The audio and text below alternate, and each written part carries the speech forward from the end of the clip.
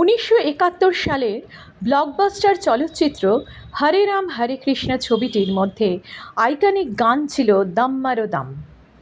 এই ছবিতে অভিনয় করেছিলেন দেব আনন্দ এবং জিনাত আমান। দম মারো দম গানটি জিনাত আমানের লিপে ছিল। ছবি মুক্তি পাওয়ার পর এই গানটি বিশাল হিট হয়েছিল, কিন্তু তার সাথে বিতর্ক সৃষ্টি করলো। আর.ডি. বর্মনের সুরে এই গানটি সেই সময়ের হিপ্পি সংস্কৃতি এবং মাদকাসক্তির প্রেক্ষাপটে নির্মিত হয়েছিল।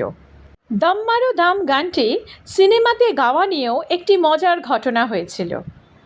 1970 সাল নাগাদ দেব আনন্দ তার নতুন ছবির জন্য আর.ডি. বর্মন এবং আনন্দ বক্সিকে নির্দেশ দিয়েছিলেন একটি গান তৈরি করার জন্য। দেব আনন্দ ঠিক করেছিলেন যে সেই গানটি লতা মঙ্গেশকরকে দিয়ে গাওয়ানো হবে। যখন আর.ডি. বর্মন এবং আনন্দ বক্সি দম মারো দম গানটি তৈরি করলেন এবং দেখলেন যে এই গানটি ওই সিচুয়েশনের জন্য একদম পারফেক্ট, কিন্তু তারা বুঝতে পেরেছিলেন যে ওই গানটি লতা মঙ্গেশকরের গলায় মানাবে না। সেই সময় দেব আনন্দ ভেবেছিলেন ওই গানটি ওই সিনেমার থেকে বাদ দিয়ে দেবেন। তারপর আর.ডি. বর্মন এবং আনন্দ বক্সি দেব আনন্দকে খুব কনভিন্স করলেন যে আশার গলায় একবার ওই গানটি শুনে দেখতে। যথাক্রমে আশা ভোসলে এসে দম মারো দম গানটি রেকর্ড করলেন।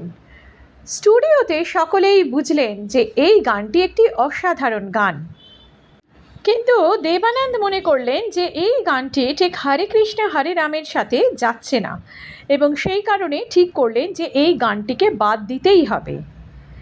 এই ঘটনা যখন আশার কানে গেল, তখন তিনি প্রথমে আর.ডি.কে জিজ্ঞেস করলেন যে কেন এই গানটি সিনেমার থেকে বাদ দেওয়া হচ্ছে।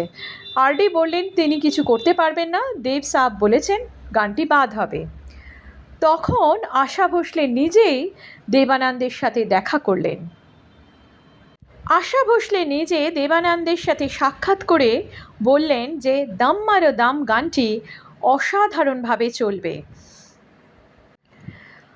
তখন আশার সেই আত্মবিশ্বাসের উপর ভরসা করেছিলেন দেব আনন্দ, এবং দেব আনন্দ বললেন যে ঠিক আছে, তুমি যখন বলছো তাহলে সেটা দেখা যাক।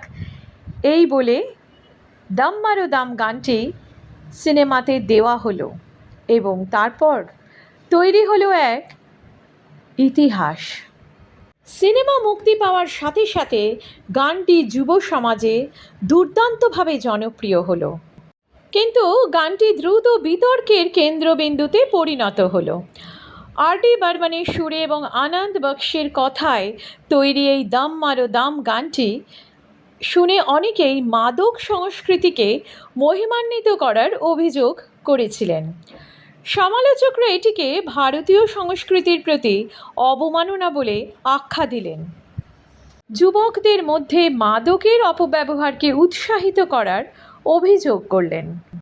সমগ্র ভারতে এই প্রতিক্রিয়ার মাত্রা এতটাই বেড়ে গিয়েছিল যে অল ইন্ডিয়া রেডিও গানটির ওপর নিষেধাজ্ঞা আরোপ করল।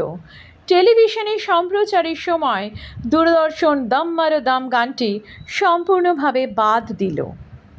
কিন্তু গানটি ভারতীয় সঙ্গীতের ইতিহাসে একটা মাইলস্টোন। প্রজন্মের পর প্রজন্ম প্রভাবিত হয়েছে এই গানে, তৈরি হয়েছে একাধিক রিমিক্স। মজার ব্যাপার হলো যে গানটি নিয়ে এত বিতর্ক, সেই গানটির জন্য আশা ভোসলে শ্রেষ্ঠ প্লেব্যাক গায়িকার পুরস্কার পেয়েছিলেন। সেই দিন আশা ভোসলে দেব আনন্দকে গানটি সিনেমায় রাখার জন্য জোর না করলে এই অসাধারণ গানটি শোনার থেকে শ্রোতারা বঞ্চিত হতো।